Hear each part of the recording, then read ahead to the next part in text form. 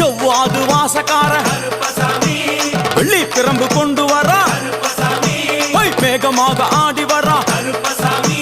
வேகமாக ஓடி வரா ஓட்ட சாட்டமாக வரா பம்பா நதி தீரத்திலே கருப்பன் வரும் வேளையிலே பம்பா நதி குளிச்சு வரா கருப்பசாமி ஆடி வரா கரண்ட அளவு தண்ணியிலே தள்ளி கொண்டு வாரானப்பா சாமி முட்டளவு தண்ணியிலே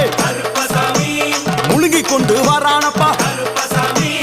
அரையளவு தண்ணியிலே துள்ளி கொண்டு ஓடி வரா கழுத்தளவு தண்ணியிலே கருப்பசாமி நீந்தி வரா அந்த அளவு தண்ணி